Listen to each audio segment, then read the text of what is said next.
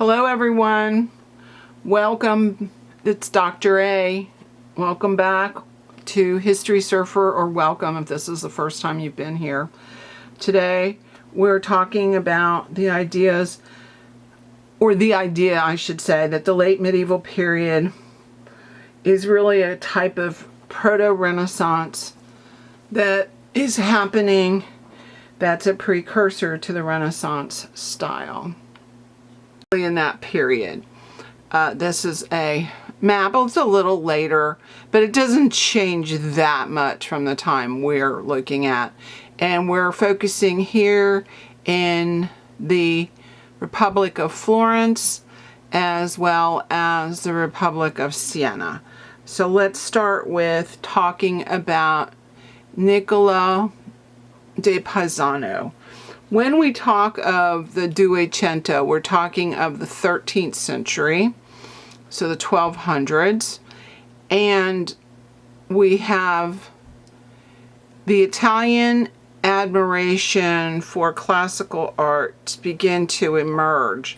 It had been something that was around them, and they had obvious access to it. And under the court of Frederick II, we have really, he's an emperor, and we do see him really emphasizing this new interest in revival of the classical period. He was the king of Sicily, and he's called Emperor Frederick II. And Frederick's artistic taste definitely leaned towards this, reevaluation of the Roman past. When we look at the 13th century in history, we're talking about some important things that were happening. The important sources of patronage are local governments, and they are starting this late medieval period. We start to see more dynamic leaders emerging. The Florentines especially are in a good position. The Sienese began to decorate all of their government buildings again, and we do have some major disturbances that do shake things up. Don't imagine this is just seamless. We have constant warfare, and also scores of banks and merchants experiencing bankruptcy. We have crop failure, the famine made life very difficult, especially when you combine it with the arrival of the plague or the Black Death in 1377. And I have those dates transposed. So sorry, 1348, 1377, right in there.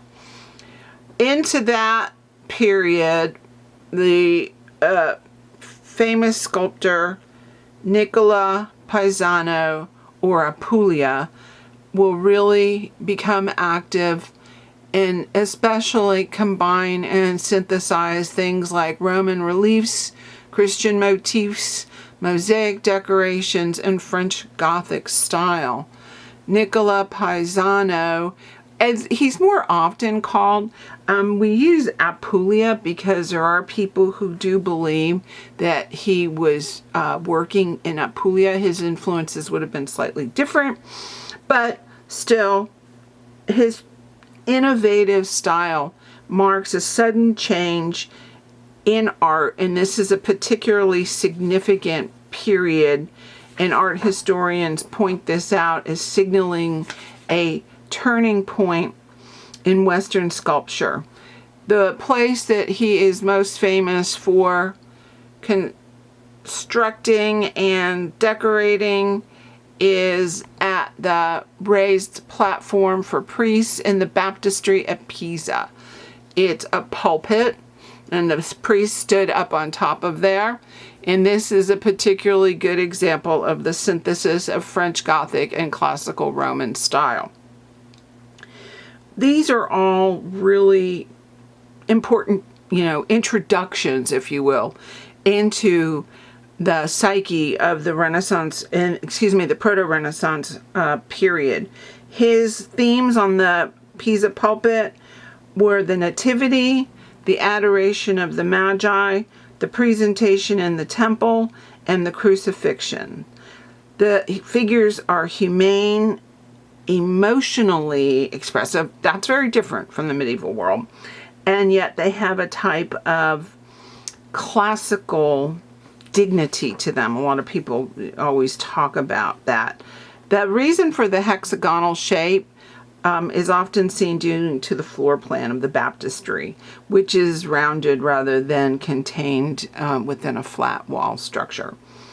When we look at the piece, it's obviously, it's a compelling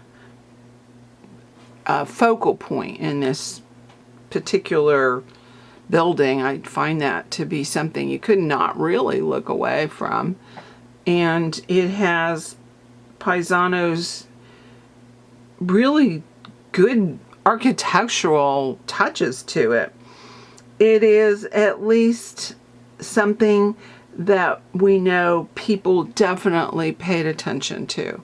Here you see in this scene with Mary and the adoration, there's the child, the baby, and the adoration of the kings. And now I want you to look at the way he has arranged her in this rather recumbent, reclining style on the side, which we see in early Etruscan works. So it's even predating Rome.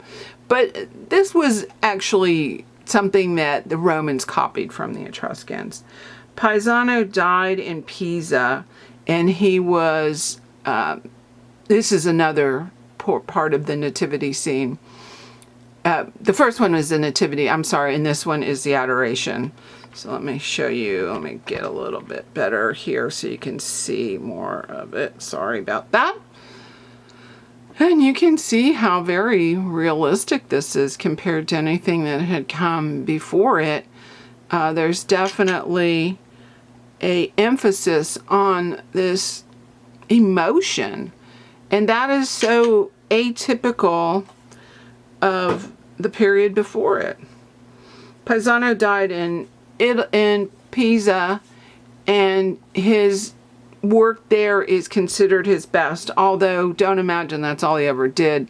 He did also do a pulpit in Siena.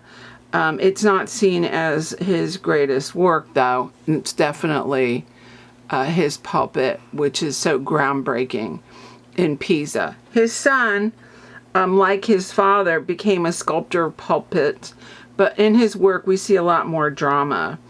We really do feel more of his, let's go down, his involvement in the type of emotion the Virgin's experiencing here. And look how, though she reclines so gracefully like his father's, she seems much more agitated, and especially we feel her kind of foreshadowing of things to come. I do love the way that the donkey and the ox is depicted.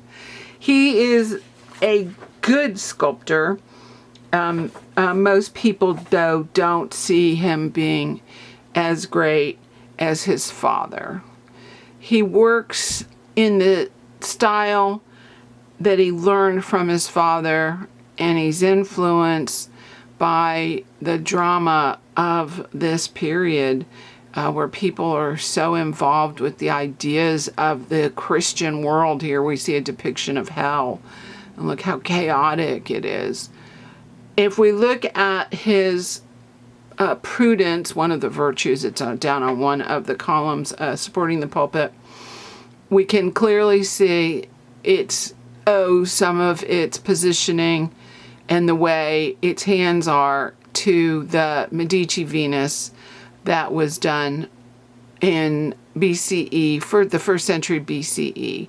So the reference to the classical world, an intent, combination of these themes, Christian, classical. This is going to keep going as we get into the Renaissance world.